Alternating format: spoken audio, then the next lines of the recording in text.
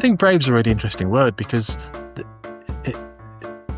traditionally, if you weren't in selling, you would think the way that you achieve more by selling is by pushing harder, being a bit more aggressive, making more calls, picking up the phone, banging the phone harder, sending out more emails, pitching cold, all those cold emails we all get swamped with our inbox. I think if you weren't skilled in selling, you might think it's more of that's needed, and you only got to push harder or run faster. And actually, the being brave bit is almost about challenging that and being able to stand back and say, what is it that's going to motivate the customer to act differently? And that actually is about playing to their agenda and what are their problems, what's going on in their world. And it's quite brave, really, in many ways, to ask questions. And if you're in a meeting, to ask questions of a potential client rather than pitching, to hold off pitching for that 20-30 minutes, find out what it is they need, co-create solutions, and come back to selling that way. I think you need to be quite brave to hold your nerve and to treat people that way, rather than just pitching and trying to get the deal fast, which is what most people instinctively would probably try and do.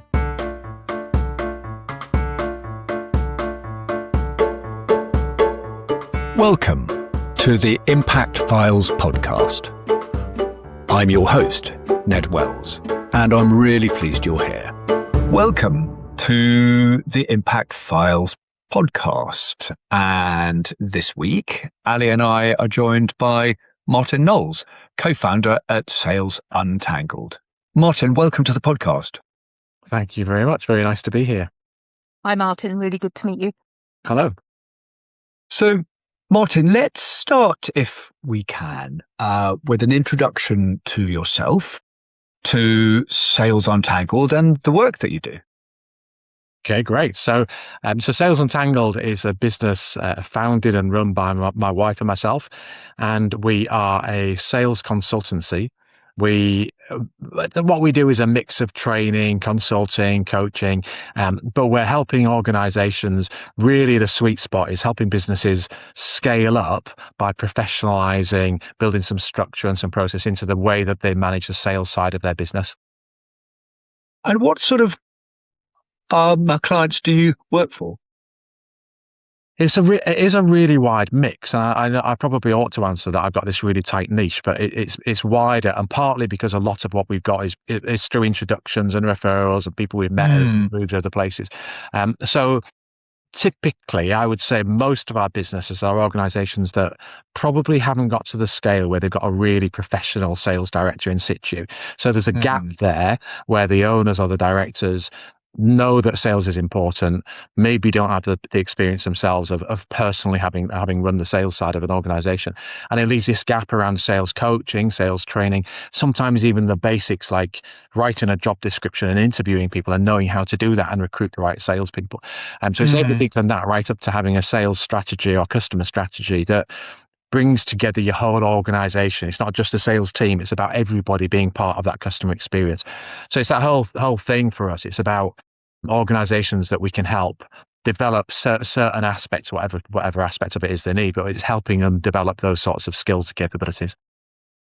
And so does that mean that you work with organizations of all size, from sort of startups and scale up? Because I think when we've talked in the past, you talked about some quite substantial organizations that you're working with. Well, we have got some big organizations we work with, though often they have started as small businesses, or we've got in through a small team or a local team. So I would say the organizations we start working with are probably at the smaller ends, small to medium, but they sometimes do get bigger as we grow with them, which is always nice. So what's your background then? Where did you start, and how did you find yourself where you are now? Well, if you wound right back, which is everybody's first job when you're leaving uni or leaving school, and I worked quite hard to avoid sales jobs, and I think it's a thread that runs right through to where we are today, and the challenges we see for lots of business owners or senior people in business, that there is this there's this uncomfortable aspect about selling for lots of people. And that was all I'd experienced before I started work, was the sort of discomfort caused for my parents when somebody knocked the door or they thought somebody was coming back to try and take an order for something they maybe couldn't afford or didn't want. And so I worked quite hard to avoid sales jobs, and joined a business, joined actually a brewery in my first job, which is very appropriate for a 20-year-old, and joined as I thought, a management trainee. And then a few weeks in, they announced, you've got to do a sales job before you can get anywhere near management. And hence I ended up in sales, and figured out eventually I did really well at it. So it came as maybe it came as a surprise to them. It came as a surprise to me, but it went really well. And from there, I've spent most of my career really in sales jobs of one type or another. I'd like to probe a little more, following on from the introduction you've given us, Martin, how you got into sales and your evolution there. I'd like to probe what you think of when you think sustainable sales, and what that means in the sales environment. And then perhaps when we've talked through a little what sustainable sales may mean, you could tell us a little about the business case for sustainability in sales as you see it. Sure. It's a quite challenging question, and we've sort of unpicked different layers of it at different times. I think if you were really purist about sustainability, you might get into the whole discussion about, is it even right to sell stuff when the world is full of stuff, and people have got more stuff than is probably good for the planet? Is it right to be selling and marketing even more of that stuff? Which I think you can go down a rabbit hole with it, and I'm not sure. It's not a discussion I would take people through or even try to win. But I think it does come up in discussion from time to time. I think for us, we keep it more pragmatic and more real, which is how do you sell in a way that gives you relationships that are sustainable? So how do you do business in a way that your clients don't just buy from you once, think, oh, maybe I would, maybe I wouldn't, and maybe don't come back to you? So how do you build a sustainable relationships with your clients? How do you deal with them in a way that means that they want to deal with you on a repeat basis, come back to you, and indeed refer you to other people, which is always lovely. And from a people point of view, how do you build relationships with your internal teams? How do you build relationships with your supply chain? So the people that you're working with holistically, right around you, really, as a business, 360 degree. How are you building those sustainable relationships? So for me, it's probably more about that than it is about the ethics of, should we just stop selling stuff altogether, which is I think a bit of a more difficult argument to get into. I think that's really interesting. Yes, the focus on the people, and it seems to come back to that initial point you made about discovering accidentally that actually you're good at sales. You're good at sales because you enjoyed listening to the customer, building the relationships, solving their problems, I guess. That sort of thing. It comes back to that people-centered approach. That's great. Thank you. And in terms of your own organization, so in Sales Untangled, how do you rate yourselves in terms of sustainability? What are your credentials, Martin? Tell us a little about that. Well, it's, I suppose, two different answers really. One is we always measure the proportion of our business that comes from repeats. So we set ourselves a target of 80%, just on with the recognition that sometimes you do a piece of work that's a one-off, and it's a one-off. You maybe deliberately get a piece of business that's a one-off.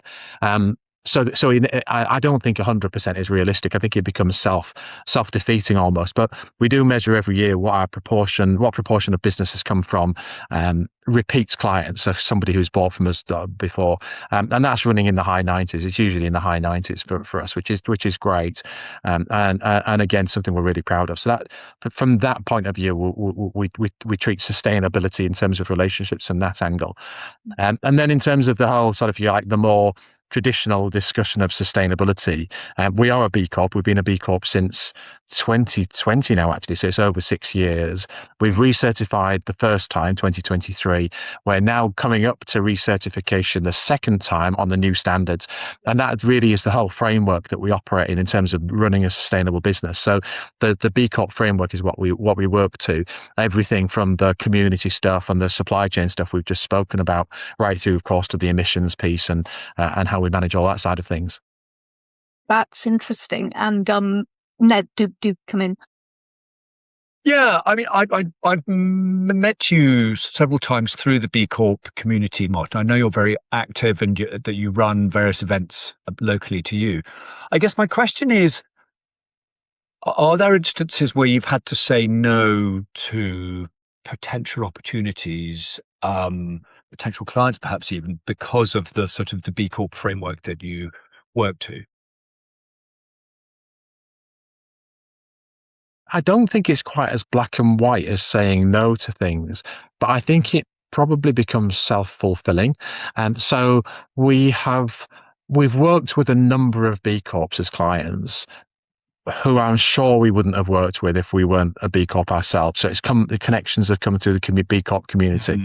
And I think people have probably found us and maybe filtered us out ahead of other organizations, maybe with a similar offering because of that. So I think we tend to attract disproportionately people who have some similar approach and some similar mindset. Right. We have documented, are there sectors we wouldn't work in, but we've never really had to come to a conversation that said should we work with this business or not. We don't get approached by the typical industries that come up in those conversations, like tobacco or armaments or big gas or whatever it might be. We don't really we don't really come across clients of that nature. So it's very rare we say no, but we probably make some decisions. It's more of a nudge. I'd say it's more of a nudge than a no, probably. And just following on from that, I was curious as to when prospective clients come to you and they're perhaps not part of that, not part of the B Corp sphere at this stage, and they're perhaps in terms of their own sustainability journey yes, in terms of their own journey, they're perhaps what we refer to as an amber type business rather than a green. They're on the road. What sort of conversations do you have with them? Are you trying to underpin the conversations you have, which are primarily about equipping them for sales? Are you also underpinning those conversations with advice, guidance, suggestions on how they can be more sustainable? I'm sorry. Not overtly, unless the specific case suggests it should be. So it goes back a little bit to your earlier question about how do you navigate sustainable selling.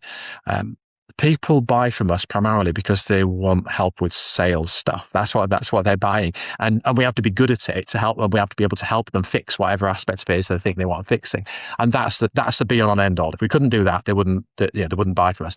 It's like people say about food: if food doesn't taste good, you can put any credentials you like, it's got to taste great.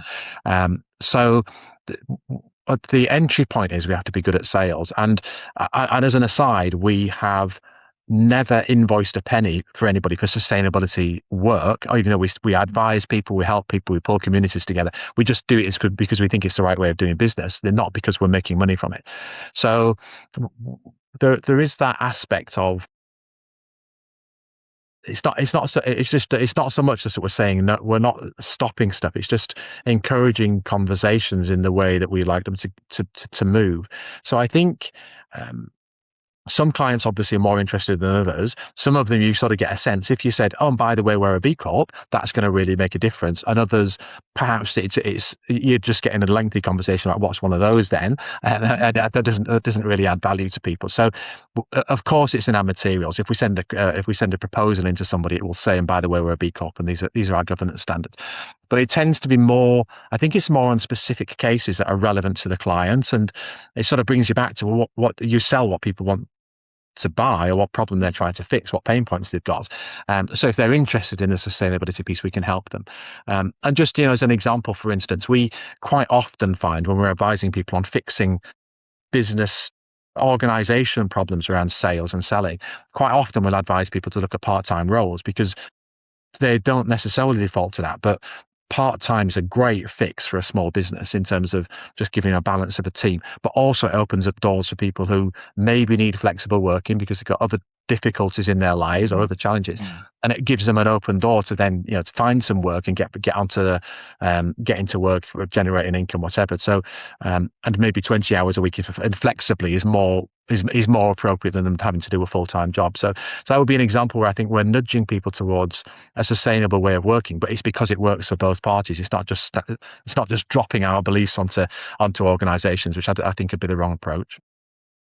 Yeah, that makes so much sense. And as you say, people are likely to be a lot more receptive if first of all, if they've come to you to ask for suggestions, but also, yes, if you can say, you don't have to instantly think about being a B Corp, to come back to that example. And you could say, well, if you're interested in this sustainability stuff, which we do, here's some baby steps. And I know when you and Ned have chatted about this earlier, I think you mentioned the Good Business Charter, which I'm familiar with.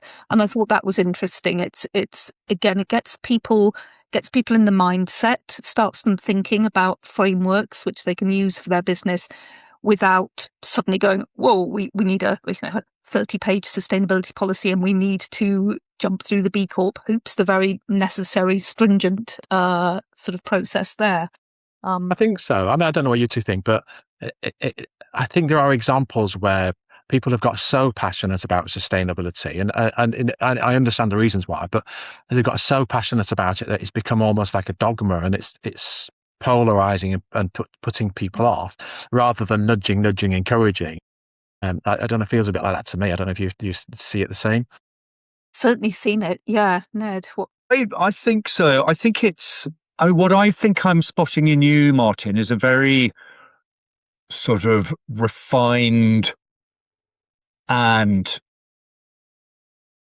sort of sensible approach to the almost the sort of, how do I phrase it? The sort of, you are delivering your professional expertise as a sales expert, sales consultant, sales director. But we all know that once you start thinking about sustainability, people can get very sort of passionate about it. And really, it doesn't take much to trigger somebody to want to talk an awful lot about sustainability. And if that's not your client's thing, it's just going to be annoying and kind of potentially a waste of time. Whereas if you could subtly kind of trigger and nudge them into that thinking, whilst principally delivering your sales expertise, that's much more what they want and what I think will be effective. The easy examples are where it's a win, aren't they? And people like to go back to, well, if you can save money on electricity and gas, which even more pertinent at the moment, then you're sustainable and you're saving money. Why wouldn't you do it? So I think it's picking your battles, isn't it? Rather than telling everybody the planet's burning and you've got to act right now, which for most people isn't an agenda that they'll be motivated by. Yeah, makes total sense. Yeah, thank you. I'll hand back to you, Ned. So I wanted to come on to the role of communications and media and marketing and how that kind of happens in your world, Martin, and particularly perhaps around the sort of negativity around sales and sort of pricing and so forth. Yeah, we have sort of nudged into that already, haven't we, around communication? So, yeah, our measure, and this is internal measure, we reckon that we're probably talking upwards of 90% of business owners who are not trained in selling. And there's good reason for that, because probably 90% are not trained in finance or supply chain or whatever. So people have their own expertise, but there's a high proportion of people who are not experts in it. Unusually, most people recognize it's really important to them. So it's really important to them.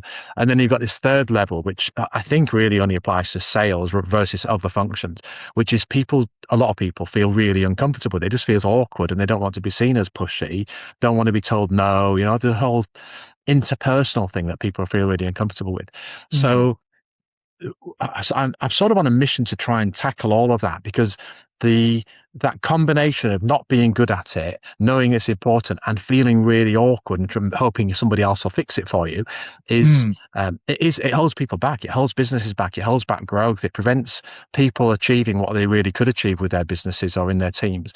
And so I'm really passionate about trying to change it and help people flip their mindsets from I've got a pitch and get a deal to, okay, how do I help the person who's in front of me? How do I find a way of seeking mutual value in a way that works for both of us, rather than it just being a me selling and you buying, which then becomes a bit confrontational and a bit and unlocks all those problems people feel about selling.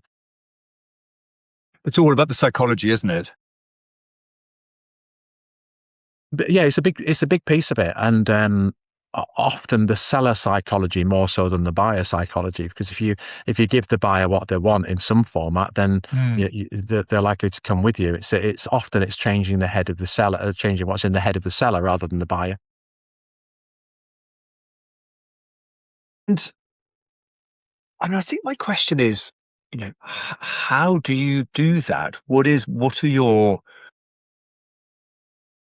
the sort of 2 or 3 examples of little ways that you can, if you have a managing director or a founder who, as you say, knows that sales is really urgent, he's or she's not very confident doing it, it's you're needing to be that supportive mentor, I guess, to kind of help them see that they do have what it takes and to be brave. Is that kind of where you fit in? Yeah, I think brave's a really interesting word, because it, traditionally, if you weren't in selling, you would think the way that you achieve more by selling is by pushing harder, being a bit more aggressive, making more calls, picking up the phone, banging the phone harder, sending out more emails, pitching, cold, all those cold emails. We all get swamped with our inbox. I think if you weren't skilled in selling, you might think it's more of that that's needed, and you only got to push harder or run faster. And actually, the being brave bit is almost about challenging that, and being able to stand back and say, what is it that's going to motivate the customer to act differently? And that actually is about playing to their agenda and what are their problems, what's going on in their world. And it's quite brave, really, in many ways, to ask questions. And if you're in a meeting, to ask questions of a potential client rather than pitching, to hold off pitching for that 20-30 minutes, find out what it is they need, co-create solutions, and come back to selling that way. I think you need to be quite brave to hold your nerve and to treat people that way, rather than just pitching and trying to get the deal fast, which is what most people instinctively would probably try and do. That is interesting. Indeed. And I think I'm coming back to sort of the few things that I've sort of read and studied about selling, and how it's very sort of tempting as the person that is selling the product or service to rush towards the sort of the deal, rather than traveling at the speed that the person you're working with needs to. It can be, and if you think of, I mean, it's more pronounced probably with founders, because you get that level of passion about the service or the product that they've created and lovingly polished, quite possibly given up a very good salary to try and create. There's a lot of personal investment in the founder businesses, especially, and it isn't necessarily natural for people to stop early on and go out and ask people, I'm thinking you're doing this, what's your response? It's more natural to polish it and love it and cherish it, and then go out and try and find somebody to sell it to, by which point you've given up your salary, and the bank's putting pressure on you, and you think you've got to find money, and then you try and find people you're targeting. You've got to find targets, and it can become just a bit too pushy too soon, and that can repel people in those conversations. Can be really off-putting. Yeah. So there's another angle on it. I know this is interesting with you as a marketeer as well, because I'm a big believer in targeting. And if you target at a macro level from a marketing point of view, then being able to identify your niche is there's a lot of value in talking to the right audience. But if you're targeting in selling, so say you walk into a network meeting and you think there are 1 or 2 people in that room who are potential customers to you, and you target them at a sales level, which means it then changes the tone of your conversation and what you say to them, how you walk up to them. It sort of feels a lot more uncomfortable, doesn't it? So targeting's great, but targeting when you're selling and it's with an individual feels a bit more awkward. Yes, I can imagine that if you march into a networking situation and introduce yourself as a sales consultant or a sales director, people are going to start to put up their barriers quite quickly, I would suspect. But I guess is that where you can then start to talk about the B Corp world and your sustainability interest and your self-build house, and start to sort of build and develop a relationship first of all. Yes, I'm just piecing together the various points that have come up in this conversation. It's really interesting, and I'll reflect on it some more because, as you say, you have those examples where rather than doing the pitch, you can, yes, share those. They can be insights. They can almost be asides. They're just to do with, again, building the relationship, aren't they? You're listening to the people talking to you, but you're also letting them in somewhat to you, to yourself, to your business, to Sales Untangled, but actually to you as a person, and that's what breaks down the barriers. I think it's very interesting, and I do want to reflect more on this idea that, because I know I have in my head that sales is about push, and you're saying it's about not necessarily pull, but kind of waiting or gently bringing results towards you rather than doing the push for results. And I know a similar scenario came up when actually Ned and I were talking to someone for whom Ned may be able to provide a service, and you said to me afterwards, Ned, that you didn't want to go into the pitch too fast, that it was very important that you sort of curbed that instinct and you stepped back and you listened, which is what you did. But it sort of goes against the grain, doesn't it? Or it's a real skill. Yeah, it can feel quite unnatural, can't it? If you have got really passionate about something you want to share with people, then human nature for most of us will be quite gregarious and want to share it with people. And it is quite to use your word brave, Ned. It's sort of a bit brave to hold back and say yes, but are they ready to listen to it? It's just getting the right thing at the right time, isn't it?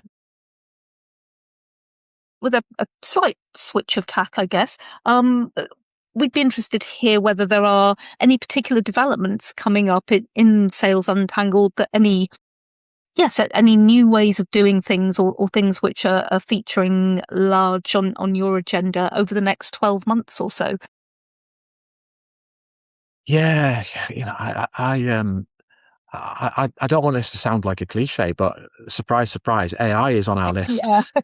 And it we we're quite cautious in adopting things that are new, and are big believers in figuring out why something is going to be valuable before you just jump at the latest shiny thing. So we haven't, I wouldn't say we were quick adopters, but what we have come across with AI is that the initial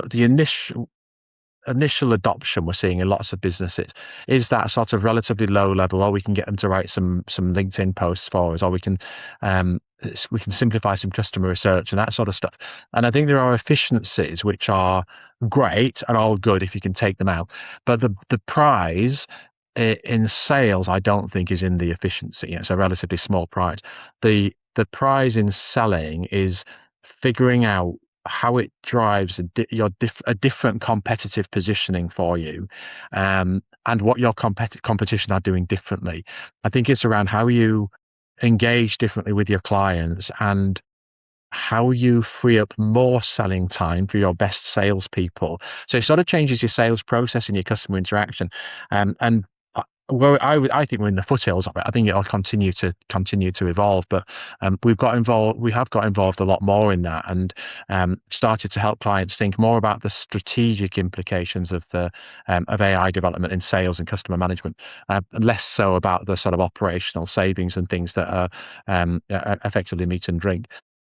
And I think one of the really interesting aspects of it, this is unofficial, it's my perspective on it, but it feels like enterprises have got the resources to drive that fast, and they're driving real efficiencies and effectivenesses out of their sales teams, and doing so at a pace that smaller businesses don't have the expertise or confidence to run with. So for us, that, not really operating with enterprises, but operating probably that level down, for us, it's a real interesting area. Can we help our clients try and get try and work things out for themselves in that around AI that helps them keep up with those big competitors that they might be up against. Yeah, so it could be a real inflection point for those, as you say, that size business. Interesting. Thank you. And do you see AI as a sort of threat to the sales function in terms of sort of eating up jobs, sort of graduate level, entry level jobs at all? At really low level, possibly. Um,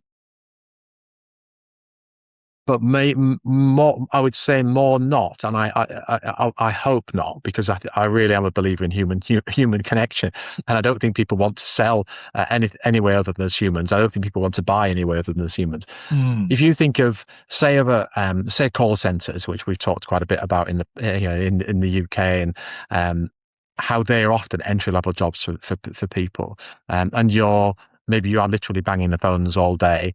You're quite tightly supervised. You're expected to do a certain number of calls and expected to get these number of results and operate at this frequency. Now, AI already means you don't necessarily need to have somebody standing over that team, supervising them, advising them, coaching them. What do you say here? What do you say there? You can get live prompts, for example. So you can get the way that you would train and coach people like that probably is already changing, and that completely changes the dynamics of those teams. So I think at that level, maybe there are some changes. And there's sort of a whole different interesting question about how do people best learn, and is it through having a personal line manager coach, or is it through having an AI coach? And some earlier evidence is it may be a bit of both. But if you think about bigger customer relationships, more high value customer relationships, what companies are doing is taking off some of the admin and the sort of grunt work that often those teams are having to do, and freeing them up so they spend a higher proportion of their time doing the stuff they're passionate about and dealing with customers, closing deals. So there's some evidence that AI is helping businesses get bigger deals faster, rather than worrying about is it going to save jobs at the periphery for lower level entry size jobs. Interesting. And brings us on really to our sort of ending questions that we like to ask all our guests. So first of all, where do you hope your sector, and I'm sort of thinking sales consultancy, will be in 10 years' time? And I guess that bleeds into the question about into your point about AI and sort of differentiating at a more strategic level. I think so. I mean, I really hope that, and so many people I speak with will say this. I really hope that we don't lose the personal side of doing business. I'm not convinced it will disappear, and I was almost expecting that. I think there are great efficiencies and ways of driving effectiveness out of AI, but almost at the same time, the genericism it brings, the sort of the predictability and the boringness of it, I'm hoping will help people value the personal relationships and connections and trust and honesty, all the stuff that you get from humans more. So that would be quite a nice outcome, really. If yes, we can drive efficiencies, take off some of the burden of admin and the low level stuff, but help people then spend more time on relationships and being human. So that's where I hope it will go. I'm not pulling the reins, unfortunately, but that would be nice. But I think that's very interesting perception, though, that, as you say, content material sort of answers produced by AI can come out in a very generic, sort of rather boring style. And if that encourages people to remember the uniqueness and the interest and the sort of quirkiness and the flawed but sort of more interesting nature of communications from a person, that would be all to the positive. Yeah, you would think so, and maybe from a marketing point of view, it helps to do more, and maybe emphasizes more the importance of storytelling and connection and things like that, rather than just just being able to get 100 words out of AI to post on LinkedIn. Yeah, exactly. Okay. One piece of advice for businesses pursuing sustainability and financial objectives. Yeah, well, if you're putting the two together, there is significant evidence that businesses that are committed to a clear purpose as part of their effectively as part of their operating model, the reason they or how they work, there's clear evidence that businesses that are prioritizing purpose are getting better results, and that's results across the board. So it's financial results. There's things like access to investment. A really strong theme is that they're attracting people differently. So I was at a B Corp event just a couple of weeks ago before the bank holiday with a professional services business, and they were saying it's really noticeable at interview when we're interviewing people joining us as young 20-year-olds that they are asking. They really want to know about us being a B Corp. So I think there are a number of measures or metrics on which you can say that sustainability is working out for businesses, and it is driving better financial results. It's not just a fluffy, nice to have. I think for smaller businesses, I would just say try and dip your toe in the water. Don't try and overthink it. Try and do something simple. So you might have a different perspective, but for me, still, if you could start with a carbon calculation of your business and just figure out where are the big chunks? Is it driving to clients? Is it heating your office? Whatever it might be, where are the big chunks of emissions? And once you start to understand it, then open up conversations with customers or with suppliers or other people you meet.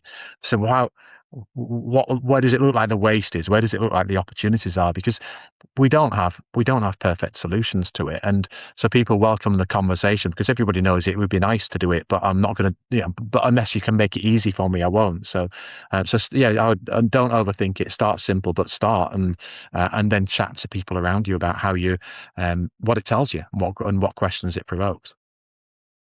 And I think waste there is a very interesting phrase, because waste is a term that traditionally, sort of operationally and financially, businesses have wanted to minimize forever, because why wouldn't you? But actually shining that spotlight of waste onto the sustainability, energy, to carbon kind of world is an interesting one, and is a kind of almost a sort of familiar, safe word to apply to perhaps a slightly an angle that people might not have thought about quite as much. I think so. One of the nicest expressions I heard was somebody who said it doesn't feel right that. So we had the conversation, and he'd introduced himself as, I'm not really into sustainability. It's not my thing. And as we then chatted and chatted, he said, yeah, but I know there's this big pile of waste, and I got this warehouse that we've got all this stuff stocked, and it's just taking up space, and we're heating the warehouse. It doesn't feel right that. And once you get people to look at their industries or their operating models and say, it's the way we've always done it, but it doesn't feel right that, and they start to have conversations with other people in industry to say, well, is it an immovable, or if it doesn't feel right, is it something we can start to think differently about? Then those conversations start, don't they? And that's where I think it can be. We don't know the answers, but if you're asking the questions, then it doesn't feel right, does it? Is a good place to start. You're making a really good start. Yeah. Martin, that's brilliant. Thank you so much. How can people find out more about you? Well, and not surprisingly, you would expect a sales consultancy to have a website. So people can go to salesuntangled.co.uk, or you can look up me on LinkedIn as Martin Knowles, of course, on LinkedIn. That's brilliant. Martin, thank you. That was absolutely great. Thank you both very much. Thank you. Thanks for joining us today.